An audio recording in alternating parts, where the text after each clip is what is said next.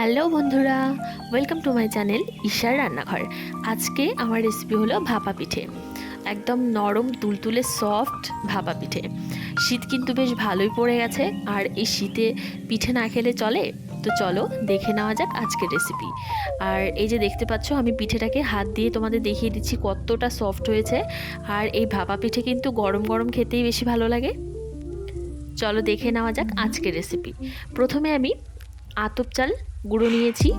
এটাকে আমি একটু জল দিয়ে ভালো করে একটু ছেনে নিয়েছি। তোমরা কিন্তু চাইলে এখানে দুধও ইউজ করতে পারো জলের বদলে।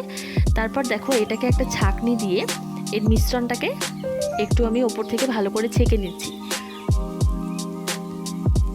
এই যে দেখো, এরকম করে তোমরা কিন্তু চাইলে এটা অন্য কিছু দিয়েও করতে পারো, যেরকম ছাঁকনি হয় নর্মালি সেটা দিয়েও তোমরা চাইলে করতে পারো। তো আমি এরকম একটা টাইপের ছাঁকনি দিয়ে করছিলাম। আর এটাকে বেশ ডলে ডলে ভালো করে কিন্তু এই যে দেখো এরকম করতে হবে। আর আমি একটা বেশ বড় পাত্রে নিয়েছিলাম, তাহলে এটা দিতে সুবিধা হবে। তারপর দেখো, সেম প্রসেসে আমি সবগুলো চালের গুঁড়ো কিন্তু এরকম এই যে এরকম মিহি করে নিয়েছি। আর একটা ঝরঝরে টাইপের হয়ে গেছে এটা। আর এই ভাপা পিঠেটা কিন্তু আমি ফার্স্ট টাইম ট্রাই করছি। এই যে দেখো, এখানে আমি নিয়েছি নলেন গুড়। গুড়টাকে একটু ভেঙে ভেঙে নিচ্ছি। আর এখানে আমি গরম জল বসিয়ে দিয়েছি। আমি মাটির হাঁড়িতেই করছি। তোমরা কিন্তু চাইলে এখানে যে কোনো পাত্রে কি তোমরা করতে পারো।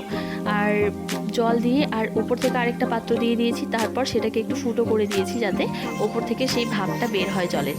তারপর দেখো, ঢাকা দিয়ে জলটা ভালো করে গরম করে নেব। আর এখানে রয়েছে নারকেল কোড়া। তারপর ছোট একটা বাটিতে দেখো, এখানে ভাপা পিঠের যে চালের গুঁড়োটা করে রেখে দিয়েছিলাম সেটাকে অল্প করে দিয়ে দিচ্ছি, হাফ বাটি। তারপর এর মধ্যে আমি দিয়ে দেবো গুড়। গুড়টাকে ওপর থেকে ভালো করে একটু সাজিয়ে দিচ্ছি। তারপর দিয়ে দেবো এর মধ্যে আমি নারকেল কোড়া। তোমরা কিন্তু চাইলে এখানে কাজু বা কিশমিশ যে কোনো ড্রাই ফ্রুটস তোমরা ইউজ করতে পারো। তো আমি একদম সিম্পলভাবেই করছি, দোকানে যেরকম হয় বা ভাপা পিঠেটা যেরকম হয় ঠিক সেরকমভাবেই করছি, ড্রাই ফ্রুট ছাড়া। তারপর দেখো, এটা দিয়ে ওপর থেকে আরেকটু চালের গুঁড়ো দিয়ে একটা মশারির সাহায্যে, মশারির একটা ছোট টুকরো নিয়েছি আমি, সেটাকে দিয়ে এটাকে ভালো করে বসিয়ে দিলাম। তারপর ওপর থেকে বাটিটা আমি তুলে নিয়েছি। এবারে মশারিটা কাপড়টা ভালো করে আমি ঢাকা দিয়ে ওপর থেকে এটাকে আরেকটা কিছু দিয়ে আমি ঢেকে দিচ্ছি। এবারে গ্যাসের আঁচটাকে হাই ফ্লেমে রেখে একদম 5-7 মিনিট ধরে ভালো করে এটাকে করে নিলেই কিন্তু রেডি হয়ে যাবে ভাপা পিঠে। এই যে দেখো, ওপর থেকে ধোয়া উঠছে একদম গরম গরম ভাপা পিঠে। কার কার ভালো লাগে ভাপা পিঠে অবশ্যই কিন্তু কমেন্ট করে জানিও। আর ভিডিওটি ভালো লাগলে লাইক, কমেন্ট, শেয়ার আর আমার চ্যানেলটাকে অবশ্যই সাবস্ক্রাইব করে দিও।